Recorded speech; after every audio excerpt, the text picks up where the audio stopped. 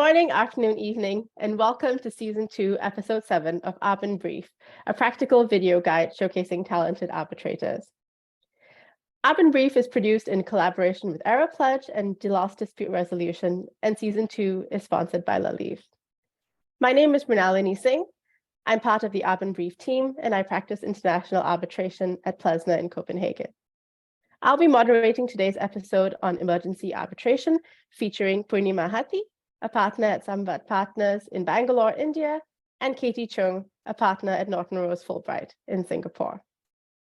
Now, even before an arbitration kicks off, parties sometimes need assistance urgently, without which the entire point of the arbitration itself can become moot. Now, where intervention is needed quickly, emergency arbitration is one way of getting relief. So let's get right to it. Katie and Poornima, could you tell us what exactly is emergency arbitration and how do parties get access to it? Katie, perhaps you could go first, and Poornima, please jump in. Yeah, thank you, Nali, and ARBinBRIEF for the invitation to speak here. Emergency arbitration is a form of interim relief that an arbitrating party may seek prior to the constitution of the main arbitral tribunal. Emergency arbitration is available so long as the selected arbitral rules, which usually are the institutional arbitration rules, include provisions for emergency arbitration. So examples of arbitral institutions that provide for emergency arbitration includes the ICC, the SIAC, the HKIAC, and LCIA. But regardless of whether there is emergency arbitration available, arbitration rules usually make it clear that the arbitrating parties may seek interim relief from the national courts of the seat prior to the constitution of the arbitral tribunal, or in exceptional circumstances after the constitution of the arbitral tribunal. And one example is Article 12.4e of the Delos rules, which does not provide for emergency arbitration or recognizes judicial assistance available. But bear in mind the policy of minimal curial intervention of the courts that you are approaching for interim relief. Thanks, Katie. Nali, thank you so much for having us. It's a pleasure to be here and really talk about emergency arbitration across borders. Really appreciate it. Taking forward from where Katie left, NCIA India is another arbitral institution that also has emergency arbitrations. Please note that there may be legislations such as our Indian Domestic Arbitration Act, which does not provide for emergency arbitration as a form of relief. Now, if that is the case, ad hoc arbitration is not available to you if you want to go down this route, and you really have to look towards emergency arbitration rules that are provided by the institutions. So yeah, that's the way forward. Thanks, Poornima. So assuming parties do have access to emergency arbitration under the relevant rules, what does the applicant actually have to establish to get relief? And would you like to go first, Katie? Yes, thanks, Nali. So it should be generally uncontroversial that an emergency arbitrator would apply recognized international standards for the granting of interim relief. For example, the CARB guidelines on applications for interim measures. However, some may argue that it is debatable whether international standards or the law of the seat, or indeed the choice of law of the contract, governs the decision of the emergency arbitrator to grant interim relief. But if international standards apply, then an arbitrating party applying for emergency relief must usually show the following 6 elements. So first, you have to demonstrate urgency. Second, the risk of serious harm to the applicant if the interim relief is not granted. The third is the balance of hardships weighs in favor of the applicant. The fourth, the applicant has a prima facie case on the merits. Number 5, the application involves no prejudgment of the merits, and the emergency arbitrator has prima facie jurisdiction. Now, even where the national courts may apply a different standard based on the law of the seat, ultimately the different formulations should result in the same outcome of whether or not interim relief should be granted on an emergency basis.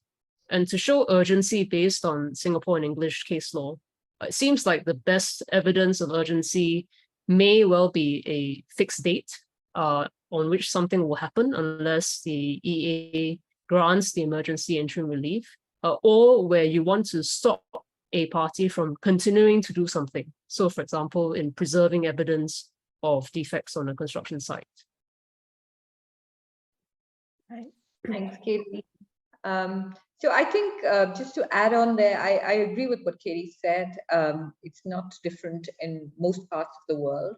I wanted to give an example just to sort of demonstrate how this really works. So urgency is of paramount importance. It has to be so urgent that you can't wait for the tribunal to be constituted. We had a case where we had an arbitrator from New Zealand. The parties were Chinese and Indian. It was a construction dispute. And the request in the context of an ICC arbitration was that a bank guarantee not be invoked in the context of allegations of breach of the contract. By the time that the emergency arbitration was constituted, we had a situation where the bank guarantee was actually invoked. So, the prayer had to be remolded, amended to say that whatever money was realized after the invocation should not be spent, but should be kept in a fixed deposit or in an escrow account while the arbitration was pending. So it's interesting to see that there can be different layers of what constitutes urgency. But ultimately, please bear in mind, this has to be something that has to be demonstrated, to be shown that cannot wait until the constitution of the tribunal itself. So proving urgency, among other things, is a crucial factual question here.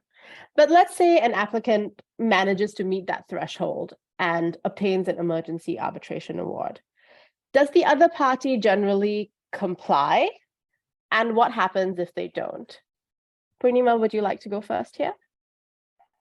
Thanks, Nali. I think in most sophisticated jurisdictions and sophisticated clients would comply.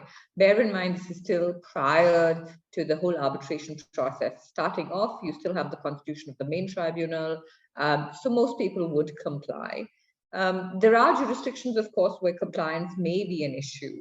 Then you need to look to see whether arbitral awards that come through the emergency arbitral tribunal routes fall within the definition of enforceability under the domestic law. So as I said earlier, the Indian Arbitration Act, for instance, does not have an emergency arbitration provision. So it took us a couple of years of litigation before various high courts until it was accepted through now a fairly celebrated decision of Amazon versus Future Retail, where the Supreme Court of India held that the actual enforcement was equal to the enforcement of interim awards that were granted by a tribunal. So that's how it's come to be enforceable here in India. Katie, would you like to add anything here on the enforceability of emergency arbitration awards? Yeah, thanks, Nali. So emergency arbitration awards are not considered New York Convention awards because they are not deciding finally on issues on the merits. So if you want to enforce that emergency award, you have to ensure that the national legislation allows for such enforcement. So, for example, in Singapore, we have made amendments to our statute in International Arbitration Act to recognize an emergency arbitrator as a tribunal and an emergency award as an award, so long as the arbitration is seated in Singapore. But more recently, in October 2022, the High Court in Singapore enforced an emergency award of an EA seated outside of Singapore. So that was an interesting development, and we'll wait to see if that decision is appealed to the Court of Appeal. So it looks like then that emergency arbitrators have a number of serious issues to decide in a very intense time frame. Could you tell us, or could you both tell us, as arbitrators, what do you think is key to handling an emergency arbitration correctly? Katie, would you like to start? Yes, sure. Thanks, Nali. So I'll mention 4 points, which could be important. The first is that you should check you have a clear 2 weeks to commit to running an emergency arbitration because the timelines can be pretty tight. You need the time available. Second, set down the timelines early and fix an oral hearing as soon as you receive the papers so that the parties have a roadmap to follow, in that 14-day time frame. Third, be clear on what the standard is for the granting of emergency interim relief. For example, do you want to apply the CARB guidelines, or is there a law of the seat that you want to apply to decide the matter? And fourth, bear in mind that not all of the evidence concerning the case that is relevant to the merits is before you. There may be many things that are left out because that is not essential to the emergency relief. So because your job is simply to decide on the emergency relief being sought, you need to focus on what is before you and the standard to be applied, which could well be pivotal to the eventual outcome of the arbitration. Thanks, Katie. So I think I agree with all those tests there. There is no uniform guidance. As emergency arbitrators, you will have to consider and battle with all of these. Of course, at the top of it is really urgency, and that cannot wait the constitution of the tribunal itself. Now, statistics show across organizations and across institutions that only a minority of emergency applications are actually granted. And oftentimes you do have issues about admissibility and jurisdiction that will also come up. So as arbitrators, you need to look at all of this. You're also looking to see that you are only at the very, very beginning. After you comes the main substantive tribunal constitution, which will look at the main issues. They can also grant interim relief, and you really have a small role to play. So that's something that as emergency arbitrators, we need to be aware of. I completely agree with Katie also that you do need to clear out your timetable at least for 2 weeks, because it is quite all-consuming. Thanks, Katie. Thank you. I would like to ask one last question. So we looked at it just now from the perspective of an arbitrator. How do you make sure that you handle an EA correctly? But also the parties and counsel have a very serious decision to make at one point. Do you seek your interim relief from a court or from emergency arbitration, assuming that it's accessible? How does an applicant decide which way to go? Poornima, would you like to go first? Thanks, Nali. Yes, I think you're looking to see whether you want to keep the process confidential. So once you go to court, it's not going to be as confidential as it is if you are going to go to an EA. Bear in mind that in some situations, in some jurisdictions, courts can grant you quite immediate relief. While I know that the Indian judiciary has not such a good name in terms of pending cases, we can sometimes get interim relief fairly quickly, and that to ex parte. So within a couple of days, you can get ex parte interim relief. And once you have that, things can turn quite differently in terms of a settlement discussion or conversations around how the arbitration itself will proceed. But in an emergency arbitration, there is no ex parte relief. All parties will be heard on the matter. It will take, say, 48 hours at the most for the constitution of the emergency tribunal, at least 2 weeks for arguments, and thereon is your award. So it will take at least 2 weeks to get that.